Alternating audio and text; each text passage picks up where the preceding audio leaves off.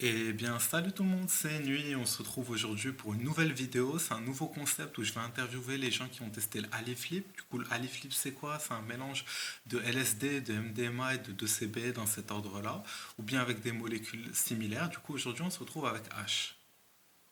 Salut Ali, donc moi c'est H. Aujourd'hui je vais vous parler de mon expérience avec le Ali Flip. Il faut savoir que bon, j'ai 24 ans, ça fait 3 ans que je m'intéresse aux psychédéliques. Ça a commencé par un intérêt purement thérapeutique, que ce soit psychologique ou physique. Et j'étais énormément impressionné par le potentiel des psychédéliques. J'avais commencé à la base avec des truffes, ensuite je suis passé au champi. Et pour tout ce qui est truffes et champi, j'ai dû faire à peu près une trentaine, quarantaine de trips. Je suis allé jusqu'à des doses de 10 grammes de champisex, ce qui est énorme. Et j'ai beaucoup été intéressé par le potentiel thérapeutique, tout d'abord de la LSD.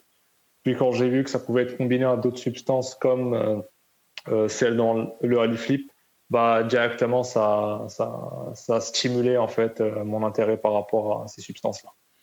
Ok, bah maintenant, est-ce que tu peux nous raconter ton Flip en disant quelles étaient tes intentions et en parlant un petit peu de chaque passage de l'expérience?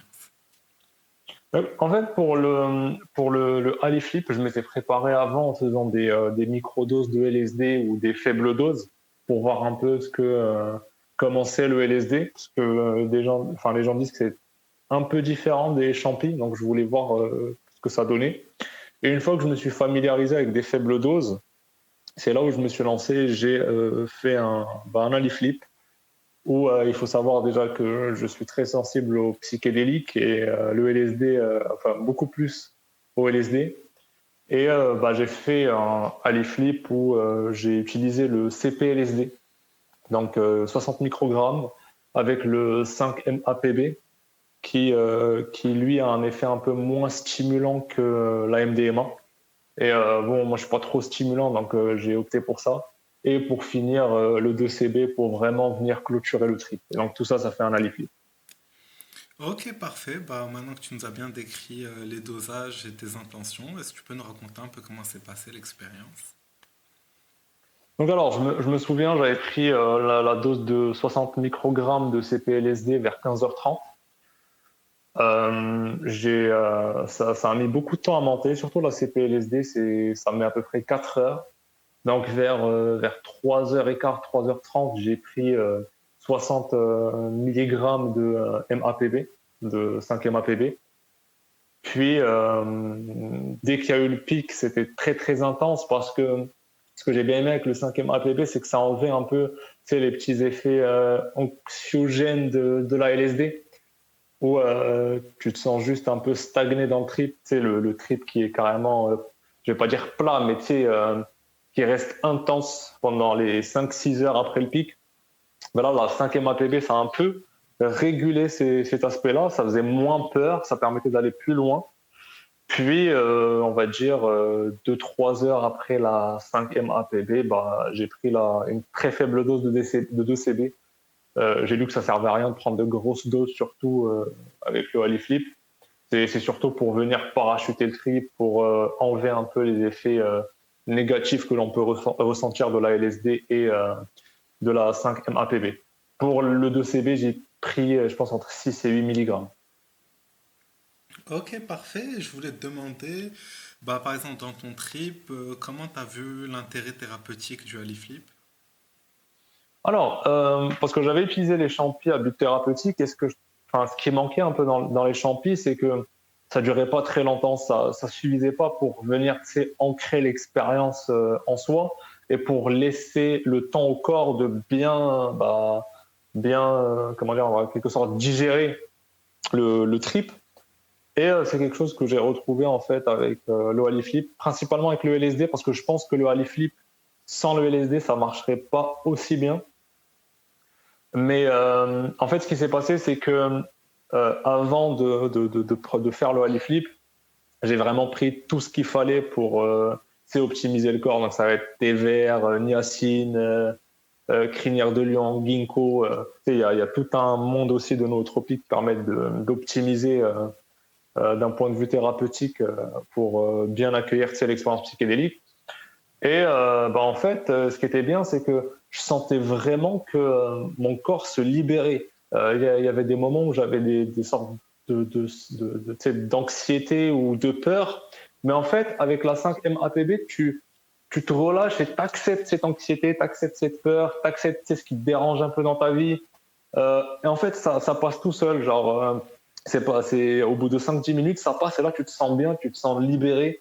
Et voilà, c'est ça qui était cool avec cette expérience. Après, il y a eu des choses assez cool parce qu'à la base, j'utilisais les substances psychédéliques aussi enfin, pour aller taper dans d'autres réalités avec mon esprit. Et c'est vrai qu'avec la LSD, c'était assez puissant dans le sens où ça a duré très longtemps. J'ai pu avoir des sortes de visions de ce que pouvait être ma conscience. Enfin, je voyais en fait les yeux fermés à quoi ressemblait ma conscience. Et après, j'avais vraiment plein d'images qui défilaient à très haute vitesse, notamment reliées à l'Égypte antique ou même les Mayas. Et c'était comme un flux de données en fait qui traversait ma conscience et qui m'a juste changé une bonne partie de ma perception de la réalité. Depuis ce trip, j'ai eu une grosse amélioration de ma vie en général, que ce soit au niveau social, amoureux, relationnel, physique. Au niveau de ma santé aussi, j'ai senti que pendant le trip, j'avais un problème un peu immunitaire, donc de maladie auto-immune. Et j'ai senti que mon système immunitaire s'est régulé. Et depuis, j'ai beaucoup moins de problèmes de santé. Ok, parfait. Tu as beaucoup parlé de la transition du 5-MAPB qui est pris après l'LSD. Est-ce que tu peux parler de la transition au moment où tu as pris le 2CB? Alors, quand j'ai pris le 2CB, avant, j'avais déjà fait un trip LSD seul. Et ce que je trouvais dommage au niveau de la LSD, c'est qu'à un moment, ça devenait pesant. C'est-à-dire que le trip, il dure trop longtemps et à une intensité élevée.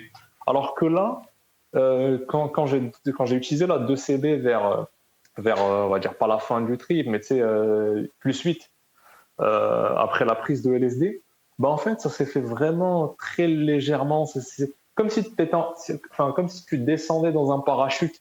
Il n'y a pas cette. Je ne saurais pas l'expliquer, mais ça apaise un peu le trip. Ça, le, ça te fait revenir à terre, mais ça diminue l'intensité de la LSD. Je ne sais pas comment l'expliquer. Non, je te comprends très bien. Au final, c'est un peu la descente du LSD qui peut être des fois un petit peu dérangeante. Et le fait d'avoir quelque chose qui remonte, ça permet de se remettre dans une ambiance où on est dans un trip à l'aise. Ouais. En plus, la 2CB, j'ai trouvé qu'elle apportait quelque chose d'assez intéressant aussi vers la fin du trip, où c'est pas en mode, tu vois, ton trip il s'arrête et t'es claqué. Le lendemain, par exemple, quand j'avais pris de la LSD seul, le lendemain j'étais un peu fatigué, claqué, alors que là, avec la 2CB, le lendemain je me suis réveillé, j'étais tout à fait normal, voire mieux, tu vois. C'est Ouais, c'est ça. Bah, en fait, par exemple, sur les empathogènes, tous les gens qui ont testé un Nexus Flip, du coup, Nexus Flip, c'est MDMA plus 2CB, enfin, empathogène plus 2CB, 2CC par exemple. Bah, ça annule un petit peu les effets de la descente en pathogène, le fait de prendre le 2CB en plus. Et l'idée du Ali Flip en général, c'est justement le LSD, il vient, il te permet d'aller en profondeur. Et dès le moment là, où on rentre vraiment dans le plateau, le moment où, après la montée, où ça peut devenir un peu anxiogène, un peu difficile d'aller en profondeur sans avoir peur, on a le 5-MAPB qui vient, qui inhibe l'amygdale, qui inhibe la peur, et qui permet de se balader plus tranquillement dans tout ce qui est traumatisme, etc. Et le 2CB à la fin qui vient continuer l'effet en pathogène pour avoir un effet en pathogène plus long et qui s'adoucit, s'estompe plus facilement et en même temps continuer un petit peu le psychédélisme de l'LSD. Du coup, je voulais savoir, toi, au niveau des traumatismes, comment ça s'est passé? En fait, tout ce qui est un peu relié au trauma, c'était quelque chose que euh, j'avais déjà process avec les 30 40 trips de champi que j'avais.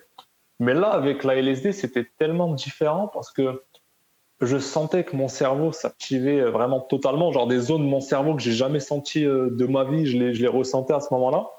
Et c'est vrai qu'il y a eu il y a eu des sortes d'images étant plus jeune qui remontaient, que j'avais totalement oublié, qui sont remontées. Et d'ailleurs, j'avais même un ami avec moi qui a pris que le LSD, mais qui a pris une plus grosse dose. Il a pris 100 microgrammes de CPLSD. qui lui, à un moment, bah, quand il fermait les yeux, il se voyait carrément à la première personne quand il était enfant en train de jouer avec ses jouets, quoi. Et c'est vrai que je sentais que j'accédais à des parties de mon esprit, de mon cerveau qui même avec 10 grammes de champi sec, j'avais pas réussi, quoi. Ok, parfait. Et du coup, par rapport à ce mélange, qu'est-ce que tu penses que tu peux en dire? Pour toi, quel est l'intérêt thérapeutique de ce mélange? Parce que moi, j'ai toujours vu un petit peu les psychédéliques comme une cuisine. Les gens, ils utilisent toujours, enfin la plupart du temps, une molécule par une molécule. Mais pour moi, c'est comme manger du thon tout seul, du riz tout seul et de la salade tout seul. Pour moi, il vaut mieux mélanger en dose un peu plus faible, plus équivalente. Et justement, avoir un mélange plus complet. Et du coup, qu'est-ce que tu penses de ce mélange? Qu'est-ce que tu penses que ça pourrait donner en thérapie? Qu'est-ce que tu penses quel est l'intérêt du Haliflip? Très, très clairement, pour moi, tu vois, le Halif Flip, c'est pas un mélange où tu vas venir mettre de grosses doses et aller en teuf avec. Pas du tout, tu vois. Je pense que c'est pas du tout fait pour ça. C'est plus dans un esprit où enfin, l'individu a envie, tu sais, d'aller de l'avant dans sa vie, de se libérer de ses propres limites ou quand la personne a besoin d'un peu de changement ou qu'elle est limitée par ses traumas, par ses émotions, par ce qui l'entoure au final. Et au final, quand tu fais un alley flip, tu te rends compte que la seule limite, c'est toi-même. Et voilà, c'est très personnellement, il m'a suffi d'un alley flip et je peux te dire que ça a été plus intense que les 30 quarantaines de trips sous champi que j'ai pu faire et beaucoup plus réparateur. Ok, et qu'est-ce que tu dirais un petit peu des sensations? Quelles sont les sensations que tu as ressenties avec l'LSD, la transition avec 5-MAPB, et puis le 2CB, toutes les sensations visuelles, tactiles, etc. Alors, au début, pour la 1CP LSD, je sentais que c'était très, on va dire, très, comment dire, en fait, pendant la montée, je rigolais beaucoup avec mon ami. On sentait vraiment une sorte de sensation de chaleur, mais pas pesante, tu vois. Elle était vraiment très douce, ça venait tout doucement. Puis après, avec la 5-MAPD, ça vient intensifier, tu sais, cet effet un peu empatogène où tu te sens vraiment, genre, tu te sens bien en fait. Même les choses qui te font peur, tu les accueilles un peu avec empathie, avec compassion. Et je pense que c'est ça le secret de Ali Flip. Euh, à part le candy flip, parce que tu sais, c'est un candy flip plus un Nexus flip, c'est vraiment pour moi ce qui clôture ce genre de trip, c'est vraiment la 2CB. La 2CB, pour moi, est un élément important parce que j'ai échangé avec des gens qui me disaient comme quoi la 2CB, elle est juste en trop, ça sert à rien. Mais il faut savoir que la 2CB, elle va activer des récepteurs différents que le LSD et ces récepteurs-là jouent aussi un rôle énorme dans, dans certains mécanismes dans le corps.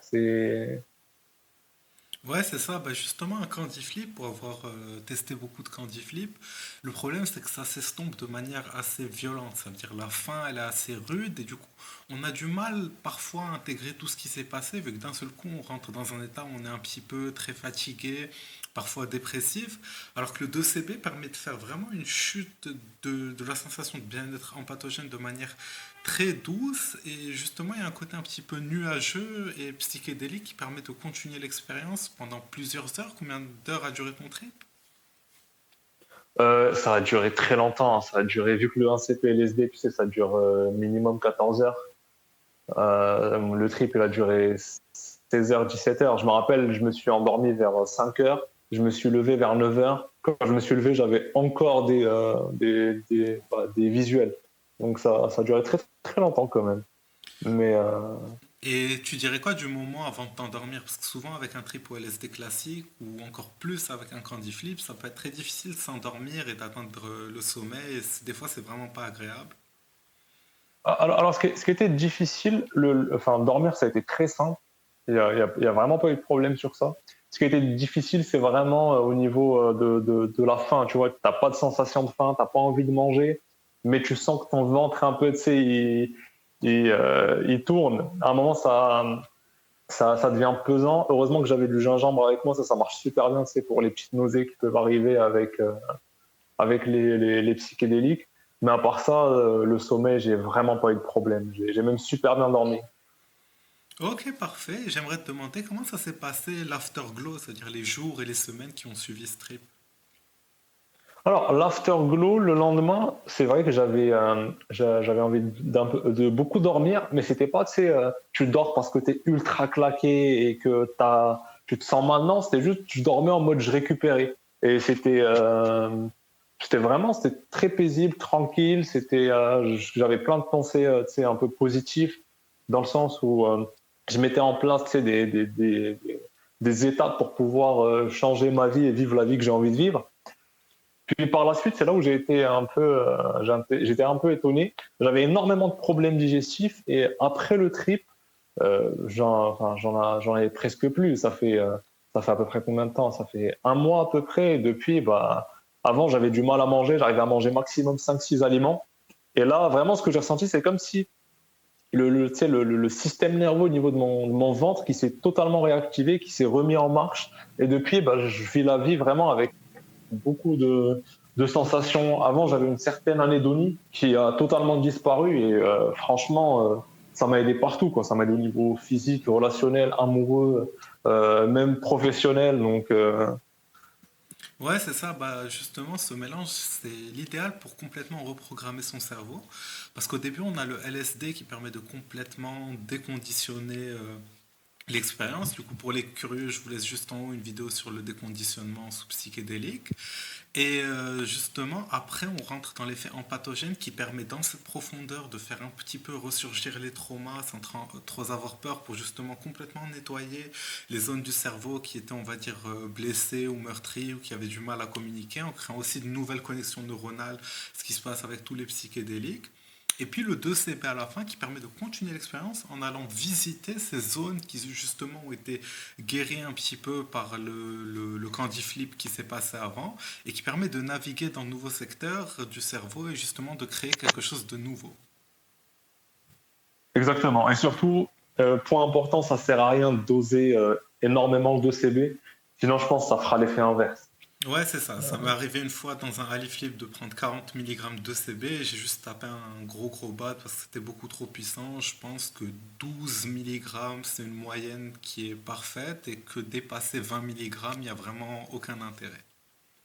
Clairement, même, je pense clairement que même 20 milligrammes, là, on commence à être dans la limite. Ouais, c'est ça. Vraiment, c'est Euh, la limite. Ouais. Ok, parfait. Est-ce que tu as un petit truc à rajouter avant que je close cette vidéo?